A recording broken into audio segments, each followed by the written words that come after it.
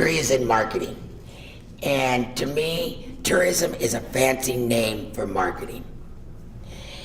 And all the efforts that you folks do, I appreciate what you do. I appreciate history. I see why we need to look back so we can move forward. But I think I'm in the minority. But that doesn't mean that I still don't push forward and hope people at some point will look at things the same way I do and you folks do in this room. Because without you folks, what would be left of the history? There's going to be a generation not too far removed from my children's generation that has no idea about one-room schoolhouses or a lot of other things that some of you may grew up with or that I grew up with.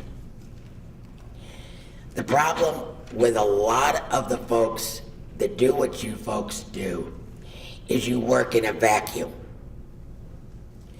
You do not network with the me's of the world. You don't maybe invite the chamber person in. You may not invite the Convention and Visitor Bureau person in. You may not invite the development people in.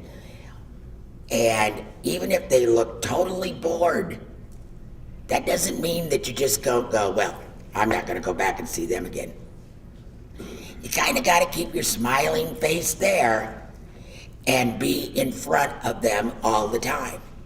Because most of you probably don't have a lot of money. And you want to sort of piggy bank off of what they may be doing to promote the area. And I'm sure hoping that in the back over there, in that table corner over there, are some brochures about Creston. But I highlighting two, because this is a brochure that one of my other hats is I am the tourism person for this area as well. And in it, I incorporate all the activities to see and do in the community. Now, we do have a one-room schoolhouse out in our historical complex, which is a great little area. And they actually do have a brochure over there promoting it's a little town of the 1880s is how they portray it. But they struggle. But this being a little bleep in here didn't cost them anything. This is a magazine that we put out in a 6-county area here. And in it is, again, a little plug for our Union County Historical Complex. So if you folks aren't already involved in something like that, I can't stress how important it is for you to go make friends. I know when I first moved to Creston, I went to the historical group's meeting, and they stared at me. They had no idea, what is she doing here? Well, for me to represent the entire area, Creston and Union County, I needed to know what was going on in the community and the area. Now, not everybody is like me. I understand that. So if you don't know personally your tourism or your marketing area person for your area, get to know them. It's extremely important to do that.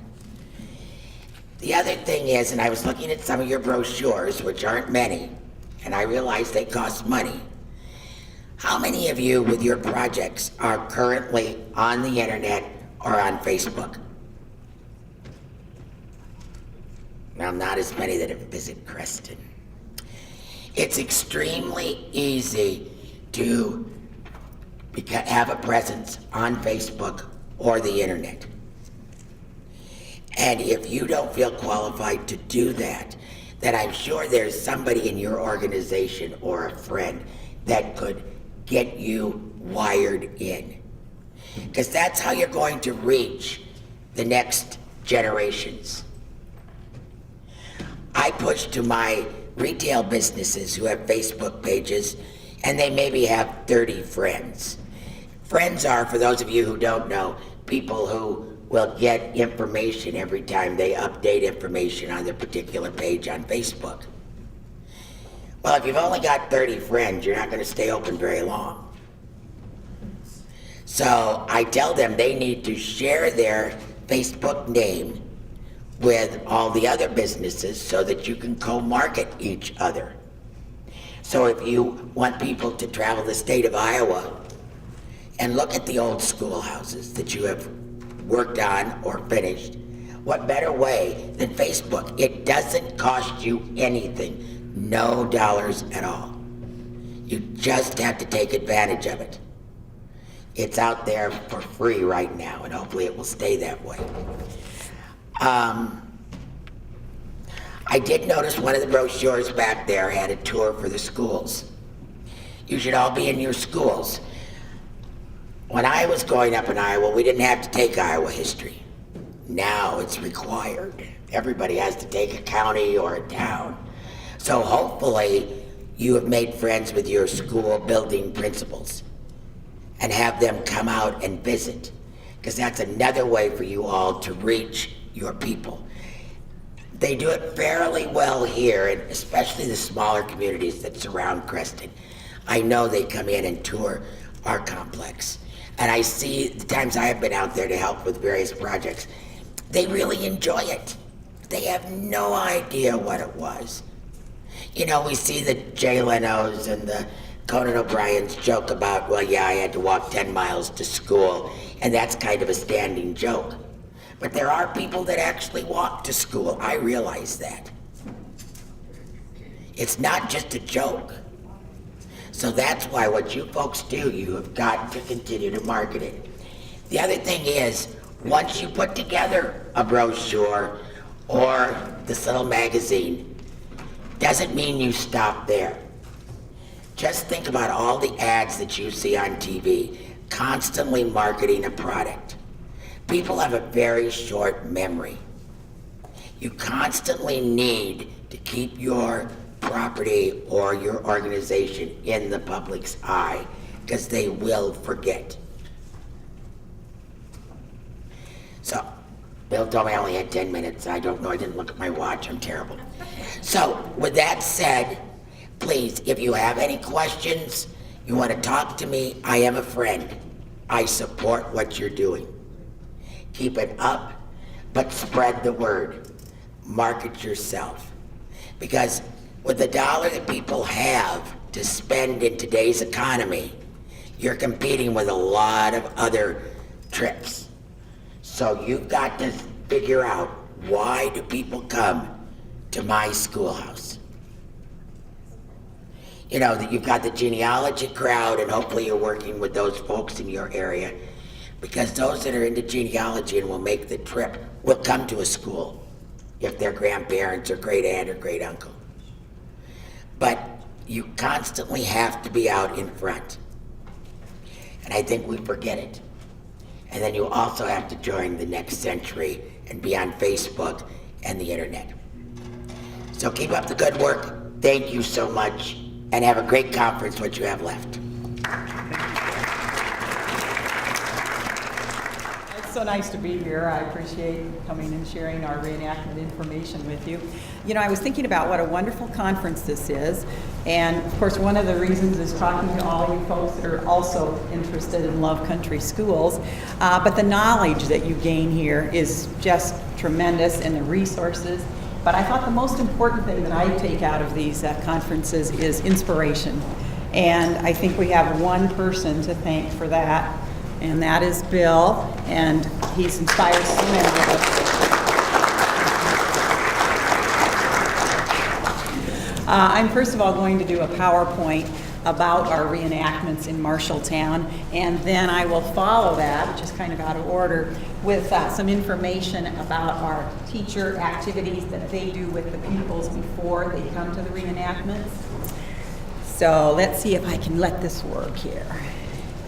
Okay, I was a fourth grade teacher in Marshalltown for 35 years, and one of my favorite field trips while I taught there was to take my class to Taylor No. 4, which wasn't even called Taylor No. 4 then, for half of a day and do activities. Well, of course, the activities weren't authentic or anything, and the school was a mess, so I don't know, I was kind of crazy to do it. But the school was in such bad repair, and the Historical Society stored items there, so it was a pretty bad situation. So when I retired, I decided that that was going to be one of my goals, was to fundraise and write grants and renovate the school back to its original 1913 appearance.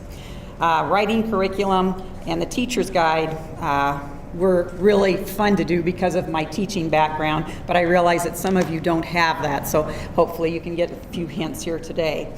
It's been a lot of work, but seeing how the kids love the reenactments has made it all worthwhile. For my donations, I needed the $62,000 to renovate it, and I got $27,000 from individual donations from people in Marshall County, $20,000 from a local fundraising, a local foundation, I should say, the Martha Ellen Ty Foundation, and then I got $15,000 from the State Historical Society. Taylor No. 4 was originally located 3 miles north of Marshalltown. It served as a one-room country school from 1913 till 1955. It is now owned and operated by the Historical Society of Marshall County. If you were to come to our school, we would hope that it would be difficult for you to find anything in the school that was made after 1913. Our renovation was completed in 2007, and this is the 5th year where every 3rd or 4th grade class in Marshall County has participated in our free, authentic, full-day reenactments. This means that about 3,000 Marshall County children have spent a day learning what life was like 100 years ago in our country schools. Our main goal then is to continue this level of participation. Taylor No. 4 exemplifies the one-room school that formed the basis of our nation's educational system for rural children in the 19th and first half of the 20th century. Reenactors are asked to imagine, compare, and contrast the similarities and differences of how and what children were taught during 1913 compared to the present day. Classroom teachers prepare students for the reenactments by doing at least 4 activities from the teacher's guide, which we provide them. Students are encouraged to dress as an early 1900s child would have, and to bring lunches similar to what pupils brought then. Tubs of clothing and lunch pails are borrowed from Taylor No. 4. Teachers assign students to be in grades 1, 2, 3, 5, and 6, because those were the grades at Taylor No. 4 in 1913. 3 volunteer, retired elementary teachers who have a passion for history serve as the teachers. Now, join us as we begin our reenactment day. The students come in and find their desks and then discuss how the school is the same and different from their school. We talk about their chores at home, their walk to school, how frugal people were then, and most 4th graders don't even know the word frugal, I found out. Students were asked to write on the front and back of their paper and to use every line. They are not to throw away unused paper. We also discuss why the flag only has 48 stars. We talk about Presidents Taft and Wilson and why there are no manuscript charts. We tell them that on November 15th, 1913, Iowa beat Iowa State in football. 45-7 was the score. Then we talk about why most children were probably really unaware of college sports then. Oh, there's my reenactment teachers. We talk about how the day in this school is possible because people saved items and donated them to the Historical Society so people can learn about the past. Our reenactments are very much like a typical day at Taylor No. 4 in 1913 because we use the original school records, books, and schedules from Taylor No. 4. We talk about how a first-hand source, Ward Handorf, helped us with many details. Ward, now deceased, had an excellent memory and he shared many details with me. He passed away at about the age 100, and he could even remember the most intricate details, the color of the walls, exactly where the dictionary was placed, just details that I could never remember about my elementary days. Then a brief history of Taylor No. 4 is presented. The new school had 4 innovations. They are the jacketed circulating heater, which was a booger to find, also the entryway, unilateral lighting, and the bell tower.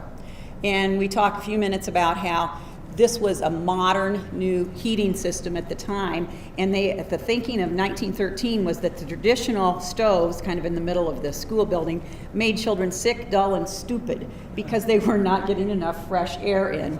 So supposedly this stove changes all that. It's got a pipe that brings in fresh air so the children don't have to stand up and do the exercises. And then also it was the unilateral lighting is what also we talked about a minute, and because we have those big bank of windows that you saw, that was pretty new in 1913, and they did that so that it wouldn't hurt students' eyes. They thought that when you had little windows on 3 or 4 sides, that the students weren't getting enough light so that they could see their work. So that's what unilateral lighting helped. Okay, next. The students wait outside the front doors for the bell to ring, which magically transforms them back to 1913. Now when they look around, they see farm fields, dirt roads, and an occasional horse and wagon. Instead of hearing town traffic, they hear the wind, the birds, and once in a while the clip-clop of horses going by. Instead of seeing a retired teacher like me, they see an 18-year-old girl teaching them, so they really have to use their imaginations. They pretend that they live on a farm and go to school at Taylor No. 4 every day. Pupils enter and greet the teacher. They leave their wraps, and most of them don't know what wraps are until you tell them, and lunch pails in the entryway. The teacher checks for dirty fingernails because we're studying hygiene and asks a 6th grader if he tied his pony securely today. 2 pupils are sent to the neighbors to fetch water. If the children do not go to a public school, we begin the day with a prayer and a Bible reading. Otherwise, we just start with the Pledge of Allegiance and sing America, accompanied by a pupil or teacher on the pump organ. The students are shown the new books purchased with money made at last week's Bach Social. Included are The Sinking of the Titanic and The Bobbsey Twins at School.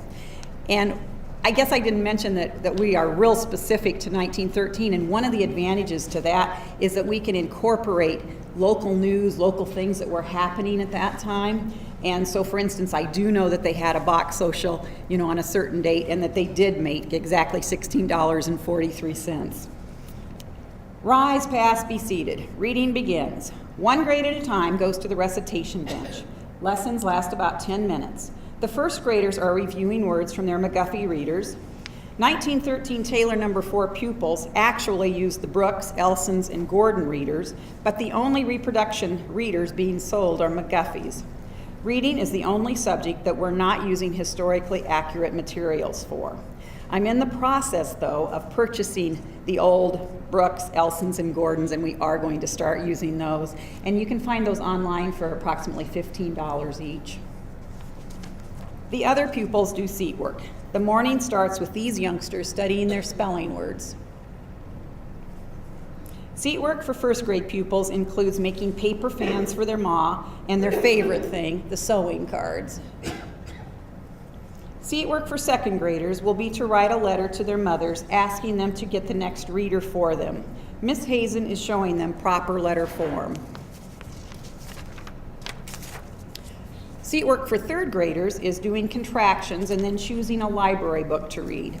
And we had cheated a little bit here. They only had 62 books in the library at this time period, and we had almost 100 here, but it was so difficult to choose the ones that we couldn't have in there, so finally I made myself do that, and so we're down to about 62 books now.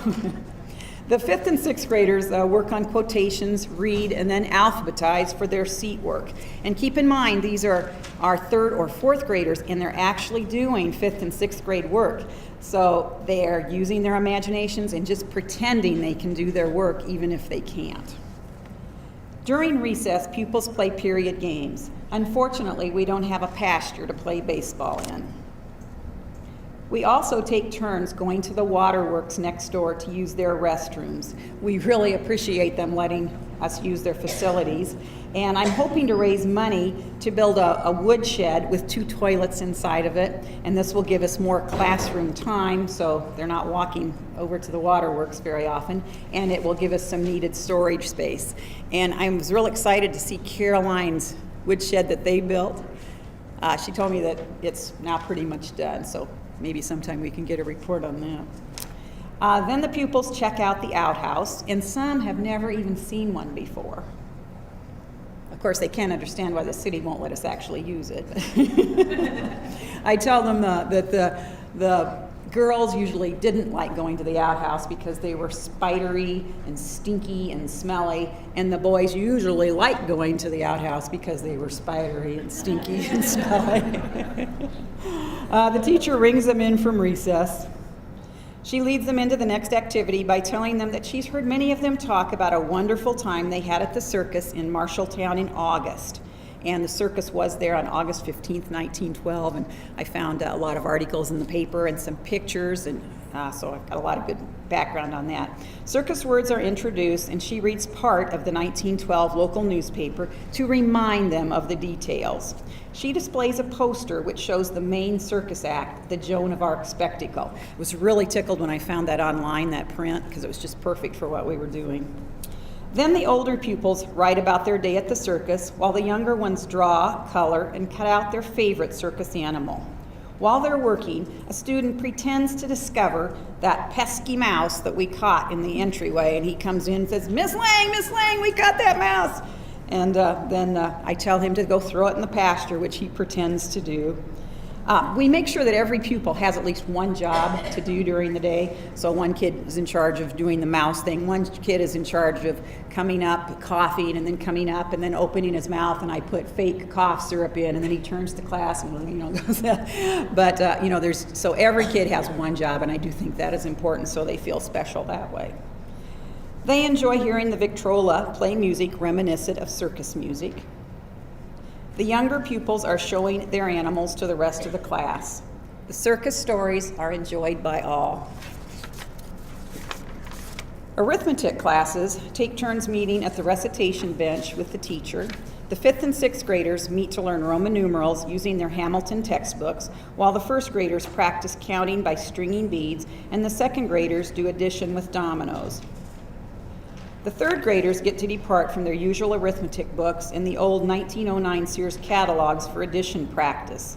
They pretend they have $10 to buy gifts for family members, and they list what they'll buy, the page number it's on, its cost, and who it's for.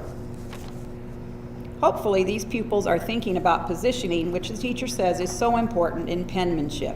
We use the new Palmer method. The 1st graders work on large muscular movement by using slate pencils to continuously make ovals and slash marks. How many of you remember the push-pull drills? Yeah, I remember those too. 2nd and 3rd graders practice with their pencils and copy slips. And this is when it pays off to be a 5th or 6th grader. They get to use ink and pens. Finally, it's lunchtime. These boys brought their own cups. There we are. Pupils in the real 1913 class brought their own cups at the beginning of the school year, but when they were thirsty, they just go grab the nearest cup to use. Pupils like to see what each other has brought for lunch. We have fun deciding if the food that pupils brought is period or not. Peanut butter is the one that they seem to bring a lot, and they didn't usually have peanut butter. Heinz made a peanut butter in a glass container, but since it was sold, at the country stores in town, I doubt that the farm kids would have had that. And this is actually wrong because they did make peanut butter, we found later. We love having parents join us for lunch, and they're sent a letter telling them, of course, what they're going to be doing. Often parents send period cookies for their child to share, and those recipes are in the teacher's guide. I worked at the 1900 farm at Living History Farms for 18 years, so I'm really lucky that I have access to a lot of those 1900 materials. After lunch is recess time. These girls don't mind missing recess to clap erasers. There's another one of those jobs. Classes resume with map work for the older pupils. Meanwhile, the younger students learn a song about brushing their teeth. Then the teacher discusses the harmful effects of alcohol, narcotics, and tobacco with the 5th and 6th graders, while the others draw, color, and cut out toothbrushes, which they'll use later for a chart to keep track of their brushing habits. And I was really surprised at the techniques that the teachers used in country schools in 1913. they used some techniques that I thought were modern when I was teaching, to find out they've been using those for so long just blew my mind. And their knowledge about drug education, it was pretty remarkable for the time, I thought. Poetry recitation is next if the children memorize poems. This is a dreaded or a much anticipated activity depending on their commitment to memorization. Spell downs were often held on Friday afternoons, so that is our last activity of the day. This girl was turned down in the spelling bee, so she helps the teacher by sweeping. A few announcements round out the day. The boy who was caught making faces is reminded to stay after school and write on the board 25 times, "I will not make faces during school." And some of the younger children were worried about the gypsies being camped nearby, so the teacher provides reassurance that they won't be harmed if they leave the gypsies alone. And after all, those gypsies are going to be moving along anyway soon. And then if it's fall, the teacher will tell the pupils that she's going to Marshalltown after school to pick up their county fair projects. And she asks the student that she pretends that she's living with to please do start the chicken chores for her because she'll be late getting home. The ringing of the bell transforms them back to the present time. Class photos are taken and later posted on a website for all to enjoy. And that's kind of nice because it extends the interaction with the home so that they can see what the children were doing during the day if they didn't get to visit. Even as class photos are being taken, students are heard sharing their memories about their incredible journey back to 1913. Perhaps a love of learning, a love of history has taken place on this day. Tom Moraine, past director of the State Historical Society, said it well. Without access to the past, we are restricted to only those things that we can imagine out of our own experience. History opens vast new worlds to explore, where the people looked at the world in different ways and ordered their lives according to different priorities. Thank you. A country school outhouse was a really popular place, at least in the good weather days. It gave an excuse for getting out of class for a while, enjoying the breeze and the pretty blue jays. But in the wintertime, it was a different thing for sure, for then no one wanted to go outside. So we'd sit and suffer until our eyes were full of tears to keep from freezing our bare backsides.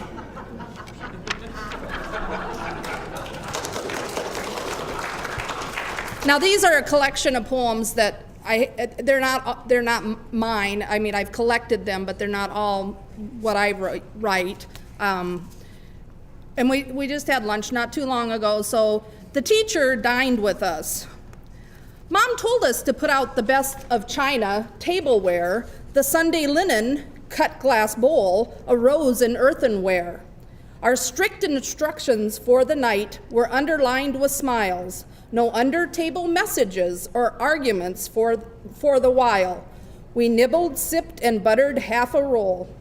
We made a fuss that once a year time I recall when the teacher dined with us. Okay, good afternoon. We have a one-room schoolhouse, a church, and a cemetery all on 3 acres on our site. So I'm going to talk about the school, just a little bit about the church, and the programming that we do there. So this is our school, Mount Gilead. Let me get organized. Okay. It was built in 1879 and believed to be the only school that remained open during the Civil War in Clay County. Let me go back a little bit. Clay County is just north of Kansas City, so we are, the Missouri River kind of divides Kansas City in half, and we're north of the river and in the northern part of Clay County. So this is our school. Here's some more pictures of it, the whole property, the church, school, and we have restroom facilities in between. The property was donated to us in 1984 by the church congregation. There were 6 members that remained, and they had dwindled down and were elderly, and they donated the property. And it's now operated by the Clay County Parks, Recreation, Historic Sites, and Tourism Division. We just added tourism this past year. So we also offer a one-room schoolhouse experience, and we have a teacher in period costume, And Ms. Pooker, Bonnie Pooker back here is our main teacher. We have school children from all over the Kansas City and St. Joseph area that come, and we also have probably 50% of those groups that are homeschool groups that come to our program. We teach our program in the 1880s. It was built in 1879. We did some research. We actually did a whole decade worth of research and put it in a folder, so we have each decade research. Most of the teachers teach either in 1888 or 1889. This also allowed us to purchase a 38-star flag for our school, because I'll get to that a little in another slide, but that works for our program. Some of the programs that we teach are arithmetic, geography, history, music. We do some of the same types of classes that were taught then, and we also have the students that come, we ask the teachers to send in current spelling words and current math problems, and we incorporate those into our program for them. And again, these are just some more of the pictures of the classes that we've had. You can see we have the flag up here in the corner. Colorado became a state in 1876, and then no more states were added until late 1889. So that's why we use this 38-star flag. We use the McGuffey's readers. We do penmanship on slates. We offer a spelling bee also at the end of the day.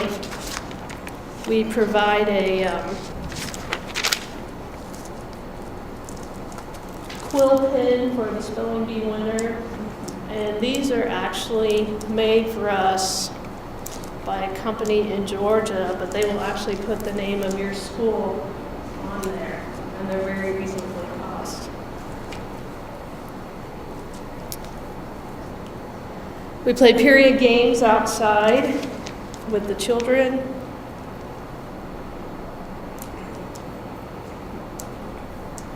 I kind of wanted to show you also, we did a restoration in the late 90s at our school. We received a Land and Water Conservation Fund grant, and we did plaster repair work inside the school, but we actually moved it off of its foundation. We just scooted it over and poured a new foundation. And the church is also on the same property. It was built in 1873. It was originally founded in 1830, and those are the original sexton's chairs, the pews, and the pump organ to the church. And when we did the restoration, we did both the church and the school. And we added HVAC systems to both buildings so they could be used year-round. And we rent the church to the public, weddings, anniversaries, baby showers, bridal showers. We have special events that we host there. We have annual ladies' tea in the spring and the fall. And just this summer, we started doing American Girl doll teas, which I have an 11-year-old, also a 9-year-old, so American Girl dolls are very popular. And we did 2 of those programs right off the bat. We used Addie, who was the doll during the Civil War, and that was very popular for us. And some of the special events we have there, we have hosted a gentleman who has portrayed Lincoln. We've had different types of reenactments. We've had musical groups. And later this month, we're hosting the Lincoln-Douglas debates there. And back in 2000, we had a all-school reunion. And one of our former employees attended school at Mount Gilead, and he put it together, organized it.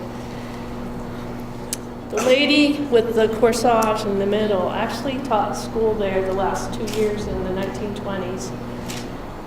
The tall gentleman next to her flew in from Reno, Nevada. She flew in from Alexandria, Virginia.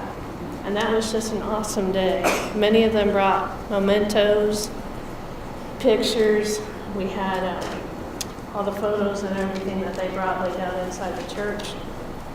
And then in the school, we had a program, and then we had a sheet where they could write down their memories on, and we kept those in a notebook. But that was a really popular program. And then we have some little note cards back at our table. We had an artist do a rendering of our site. And if you are interested, we have packets that we send to our teachers when they call to book a reservation at the school. We send the teacher a packet that tells them exactly what their day will be like, what they will encounter. It's things to help them prepare for their day. We have,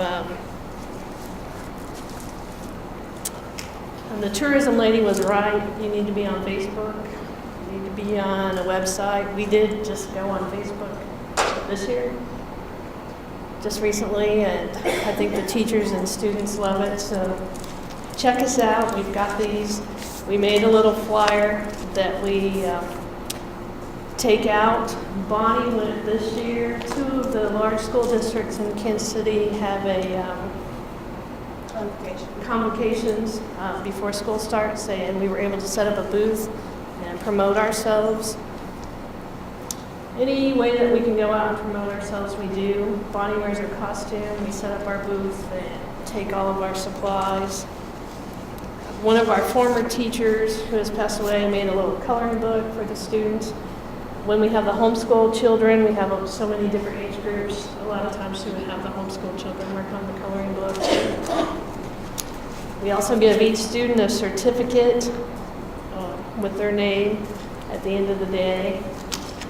And we have pencils that we give them, and we just had inscribed on the pencil, "I spent the day at Mount Gilead School." And it's a little memento for them to take home. Okay, are there any questions related to a reenactment program in a country school, or if some of you want to share quickly an idea that you do in your school that's worked well? I was just going to say that someone told me that it's a country school in a rural setting in Keokuk County, but they actually, the bus brings them out from town and they let the students off a mile from the school. And the students have to walk that mile and walk a mile back.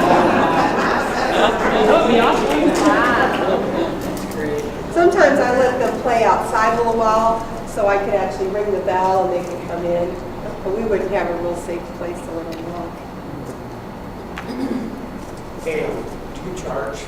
We do. We charge $5 per student. And we're told we're one of the cheaper field trips around.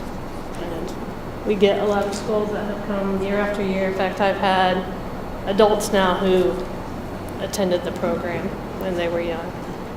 And we had senior citizen group come out and spend the day. Yeah, we do have groups from senior citizens. We've had some Red Hatter groups.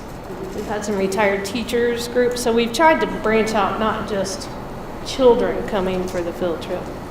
In Marshalltown, we wouldn't hardly have any reenactments if we had to charge $5 because there's hardly any money for field trips in our school district. Question back here. Yes. It's a 4-hour program, and we typically do 10 to 2, but we accommodate whatever fits their schedule. One more question on reenactment.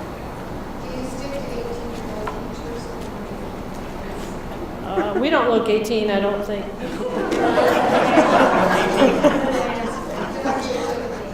A lot of them will ask me, did you really teach here in the 1800s? But we do the same thing. We talk, who was the president? They never get that. No. Very rarely. But it's fun. I love doing it. I know Bonnie loves doing it. I've got to tell you one funny quick one yesterday at my reenactment. We were going to the restrooms, the modern toilets next door at the waterworks, and one of the little girls with the long skirts went in the restroom and she came right out and she said, "Can you help me, Miss Lang?" She said, "I can't get my skirt undone so I can take it down so I can go to the bathroom." The Rock School by Vertus Wilsleff. And Vertus lives in our area, and Sheila and I were just discussing, we think he's about 90 years old, and this poem was just featured in the Preston Times, our local newspaper. The old rock school still stands atop the hill, but voices of the past are now still. The roof has caved in over desks and floors, and there are no children there anymore.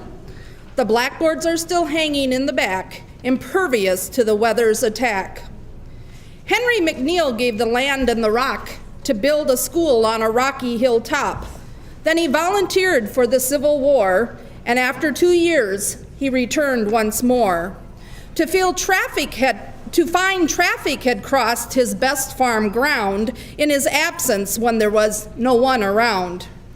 So he plants a row of hard maple trees on the entire front of his property. That still show their bright colors every fall. Even crippled by age, they still stand tall. Then he built a fence of his quarried stone to protect the young trees that stood alone. Then he built a big barn and a large house in which to live with his family and spouse, near a large spring that flowed with clear water downhill to form a pool in the hollow. The children carried the water for school, and all the livestock could drink from the pool. The family dipped their water near the spring where the water was cool and the best tasting. And this school is still standing, but it is very weathered and about ready to collapse. And there are people that contact me at the library all the time that ask, is anybody ever going to do anything about that building? There's a few complications in that one, but it very adequately, or very much describes that building and the way it looks now. I'll tell you, after hearing all these wonderful things that's thrown at you today, it was just great. I feel very humble because I feel like a child almost listening, because our one-room school museum is only 2 years old. The school was destined to be burned down by the fire department. And it had very, very, just tons of memories for people. And so there were just about 5 or 6 people in the beginning that decided, no, we're going to fight to save it. And it actually sits in town across from a Catholic school, because it was brought to town in 1961 and used for classrooms for both the public school and the Catholic school.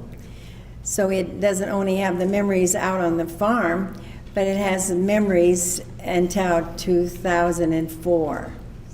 So it has a lot of memories for kids that went to kindergarten there for about 9-10 years, and a few other classes. But our historian, I really wanted him to come today because he is really something else. He's a person that he is on disability because he is losing his eyesight. And the other night I said to him, Ron, we had a meeting, and I said, Ron, write me a few things that I should say. Well, he wrote them, and they are written so big in my book that I think I'm going to preserve those for myself and for my book, because I'm the one that takes the pictures, and so I'm putting together a really neat book on the very beginning. Our school set out in the country, and my husband went eight grades there, and his brothers and sisters above him, he was second to the baby of 9. And I also went to a country school, and I was one of 15. So we have lots of memories of our one-room school. But it's just delightful, this historian. He is something else, because we decided after we put our school together and after plastering 13 gallons of plaster, because instead of shutting the water off, what they did was they forgot to shut the water off, and so the pipes all burst and it just ruined the school. So anyway, we decided, okay, nobody knew how to plaster. We were too young to know how to plaster. So, but we did, we learned mighty quick, I'll tell you. But we're really proud of it now because we opened up in 2009 and at the Panama Centennial, 125-year Centennial.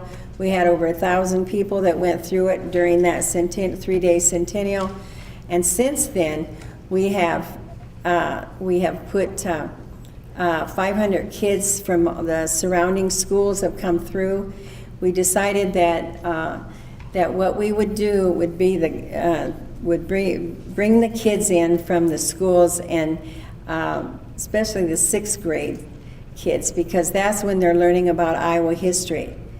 Now, our historian, he goes to the school, rides the bus over, and tells the kids all the history of Shelby County, all the towns, the railroads, and the churches, and all the groups of people that came in. And then when he gets to the school, then maybe it depends on how many buses we have. One bus he'll take around town, and while the other bus is in the school with us. And then we talk to him all about the school and what it was like to be a teacher there, and all the interesting things that happened in the one-room schoolhouses. And then we switch, and he's going around town and showing the kids, you know, the old school up on the hill, the original old school that just has lumber in it now and junk in it, but it was the original school before they even built the Catholic school there. And now the Catholic school is empty. What we did was that to keep your school going, you really have to really work to try and figure out a way to keep that school going. So we did get some grants, but we you know, that runs out after a while. So what we tried to do then is to think it through. How can we go ahead and keep the school going? And what we found out that a great way to do is to focus with and see if you can find another organization that you can work with. And at the same time, our historian was working on bringing back the old cemeteries. And so that was a wonderful, wonderful project. And it's called WIPCA, Western Iowa Pioneer Cemetery Association. And they have a brochure. And he was a farm man, just a farmer that put this out. And so he also said, I'll do a brochure for you. So between the two of us, I got all the film pictures out that I had taken over the couple years that we did this. So, but this farm guy does this just for fun, and so he put our brochure together, and I think it really looks nice. Now, I just did copies for some of you. Might have a few of the really good ones, but the good ones we put on nice paper. Mine is just, I just made copies off of my copy machine. But we found that was a wonderful way to do it, and we had like a school picnic, and we brought out the watermelon and the hamburgers and hot dogs, and set up tables outside and put the old lanterns on the table and wildflowers, and we invited people. We put up all kinds of, we did things over the radio that said what we were doing and so we had a good crowd. But in the brochure itself, it talks about being a member. And so if you look at your brochures, it tells about what the cost of being single membership, a family membership, or a lifetime membership for singles and families. And we got over $1,000 just that night. So I think it's something, we're going to be sending out a mailing now to some of the people that went to school there and others that are around that didn't happen to come. But we found this to be a really good way to get your name out there and to get some money out there to try and help you. So I'm hoping that something like this might benefit you guys. But I do think another way is to get connected with groups that are coming in on buses, because we have a organization that brings in buses to see all of the beautiful churches that are in the area. And so they also stop then at the one-room school.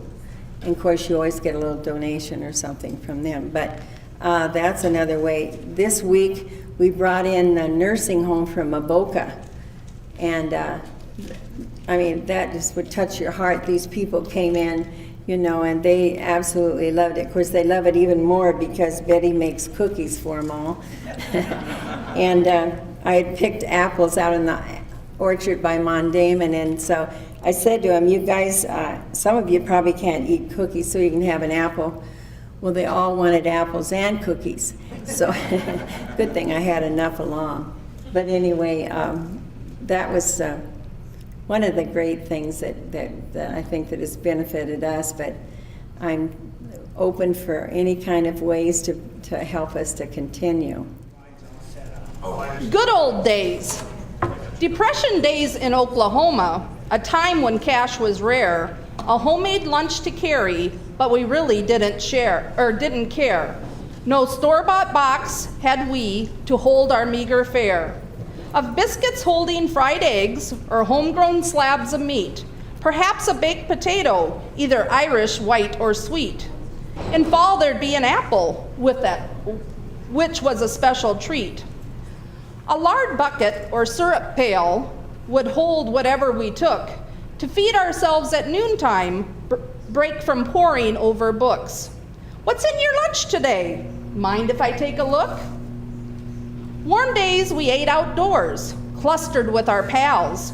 Grassy plot or on the stile were favorites of the gals. Some carried milk in a jar, a thermos was unknown. Boiled eggs were often cracked on a friend's noggin bone. There were some school days when lunch was bread alone. We enjoyed that food we had, never knowing we were poor. Each day the lunch kept us until the farmhouse door. We made it through another of those good old days of yore.